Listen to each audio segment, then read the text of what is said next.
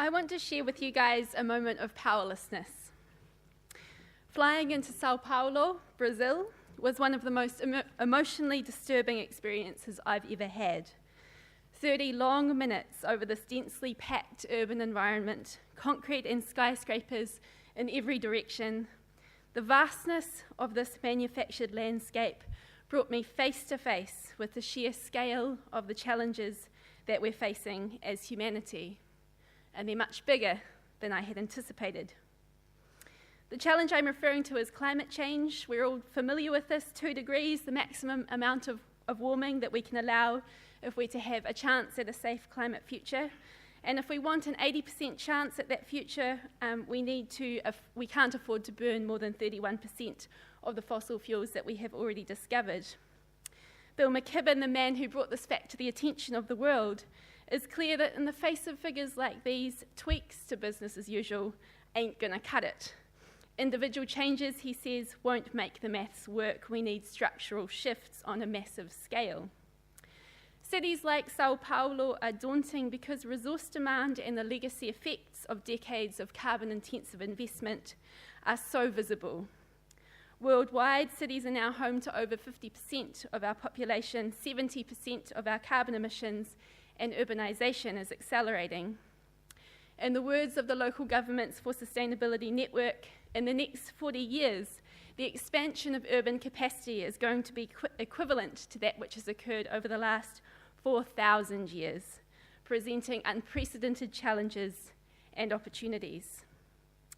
For urbanist Jeb Brugman, the opportunities are in fundamentally rethinking the role of cities. The city in our minds, he says, is this extractive machine which does nothing but take from nature. Let's be bold. Let's not come out of here thinking, let's be more efficient. The job is much bigger and much more exciting. Our cities need to be productive. Our first cities, he says, were extractive. We just pushed more and more resource through them. Eventually, we realized there are smarter ways to run cities and began to champion eco-efficiency measures. The next aim, he says, is to start thinking about being net producers of things like energy. Says David Cadman, ICLEI's chair, everything that we build has to be the greenest and best that we can possibly build at this time. We need to be asking questions about the resilience of our infrastructure and how useful and functional it will be 50 years hence. So are cities stepping up? Well, certainly more so than our national governments. There are whole networks of cities, and C40 and ICLEI are just two of these, committed to progress on climate change and sustainable development. C40's homepage asks, why cities? It's coming. The Mayor of New York's answer is consistent with my experience in Dunedin. Local government is closest to the people. Mayors are pragmatists rather than partisans. Innovators, not ideologues. We're responsible for delivering results. And results at a city level are indeed being delivered. Take Tokyo, Japan, a city of 32 million. In 2010, it implemented the world's first urban cap and trade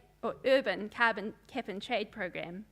Concentrating its efforts on buildings, in 2 years, it's achieved a whopping 23% reduction in carbon emissions.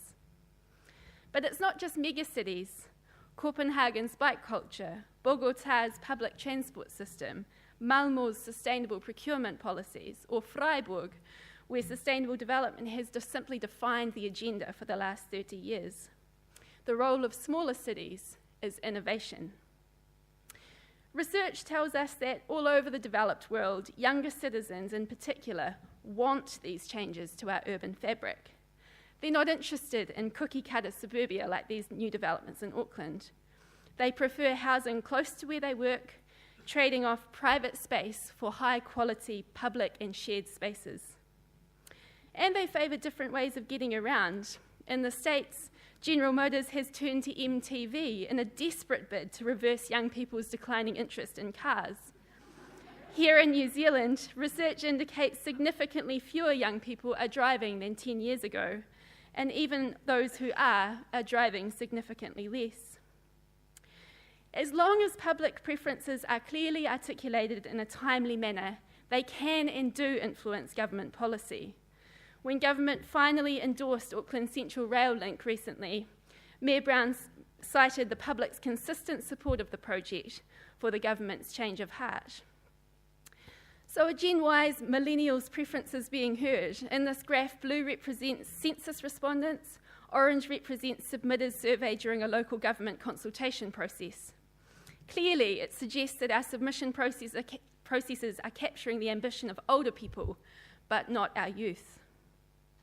The infrastructure we're investing in today is going to last for decades. It's going to be paid for by young people, and it's going to define the success or otherwise of our bid for a safe climate future.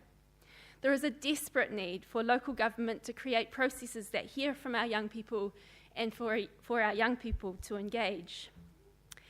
I take heart from innovative, powerful projects like the Congestion-Free Network in Auckland, young people getting organised and political to ensure that their vision of the future is not only articulated, but articulated in such an intelligent, proactive way that the decision makers of today cannot ignore it.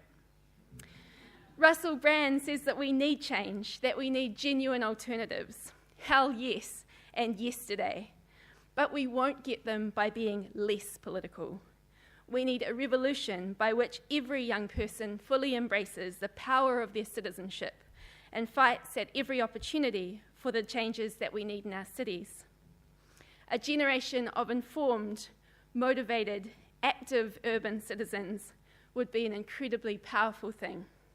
Tēnā koutou, kia ora tātou katoa, kia ora gai.